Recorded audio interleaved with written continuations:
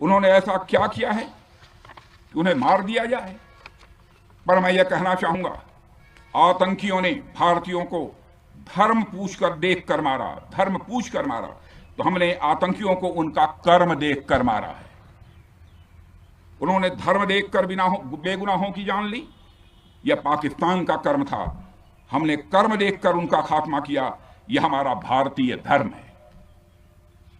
एक रक्षा मंत्री के रूप में मुझे आप सबको बेहद नजदीक से वर्षों से जानने का और समझने का अवसर मिला है। मैं आपके साहस और पराक्रम को तो जानता ही हूं, साथ ही साथ पहलगाम जैसी घटना के प्रति आपके गुस्से को भी मैं अच्छी तरह जानता हूं।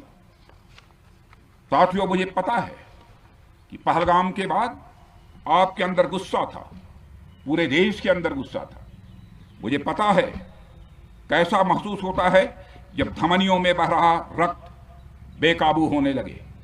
और मुझे इस बात की खुशी भी है कि आपने अपने गुस्से को सही दिशा देते हुए बड़ी बहादुरी और सूझबूझ के साथ पहलगाम का बदला लिया है।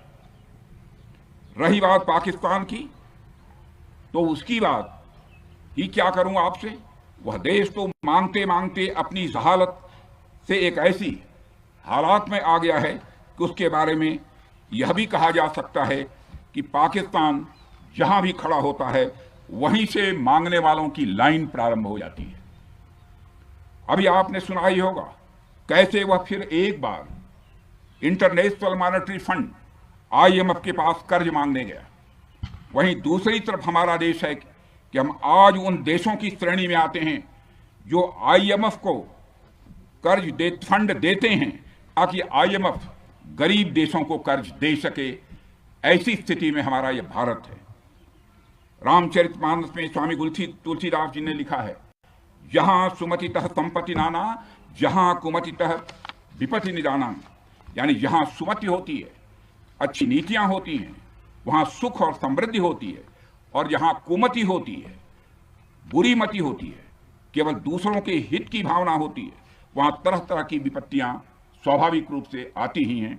पाकिस्तान जिसका जीता जागता यह उदाहरण है।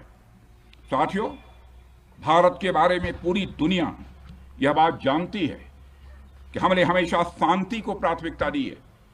हम आमतौर पर युद्ध के समर्थक कभी नहीं रहे, लेकिन स्थितियां जब इतनी विकट हो जाएं, जब देश की संप्रभुता पर आक्रमण होने लगे, तो जवाब देना यह आवश्यक हो जाता है। राष्ट्र कवि रामधारी सिंह दिनकर जी की पंक्तियां आपके सामने रखना चाहूंगा।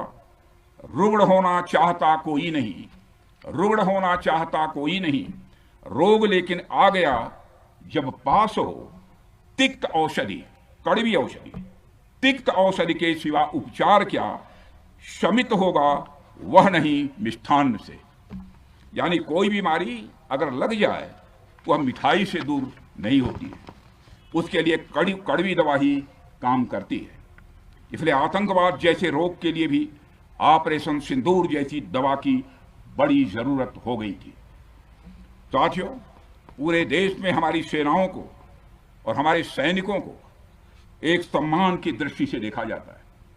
एक सशक्त राष्ट्र वही होता है जो अपनी सेनाओं को सम्मान के साथ साथ आधुनिक हथियार और साजो सामान भी दे जिसकी उसे जरूरत है।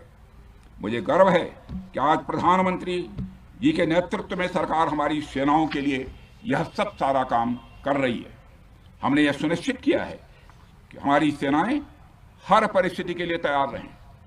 और मैं यहां पर army chief general Upendra Dwivedi ji को भी बधाई देना चाहता हूं, क्योंकि बार बार मेरी चर्चा होती रही है और बार बार मैं यह पूछता हूं कि जो भी आवश्यकताएं हैं उन आवश्यकताओं को पूरा करने के लिए हम पूरी तरह से तैयार हैं।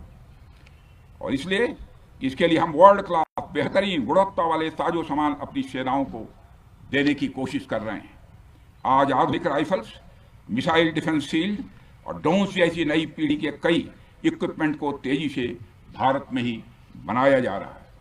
साथियों, इसके अलावा सीमावर्ती इलाकों में हमने जो काम किया है वो आप सब देख रहे होंगे। आज LAC और YLOC पर भी कनेक्टिविटी है, वैसी पहले शायद कभी नहीं थी।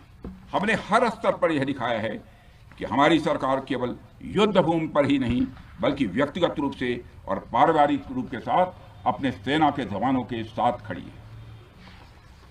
साथियों, अंत में एक बार फिर आप सभी को आपके शौर्य और पराक्रम के लिए हृदय से हार्दिक बधाई देता हूं। मैं आपको यह आश्वासन देता हूं कि हमारे प्रधानमंत्री जी के नेतृत्व में देश की सरकार और देश की जनता हर कदम पर, हर स्थिति में आपके साथ कंधे से कंधा मिलाकर खड़ी है। मुझे पूरा विश्वास है कि आपके सहयोग से हम इस पूरे क्षेत्र में आतंकवाद का समूल नाश करेंगे, ताकि कल को कोई भारत की संप्रभुता के खिलाफ आंख उठाने की हिमाकत न कर सके। इसी आशा और विश्वास के साथ आप सबके शौर्य और पराक्रम की सराहना करते हुए और आप सभी को अपनी हार्दिक शुभकामनाएं देते हुए अपना निवेदन समाप्त करता हूं। बोलिए जय हिंद। भारत माता की, भारत माता की, भारत माता की। गुड।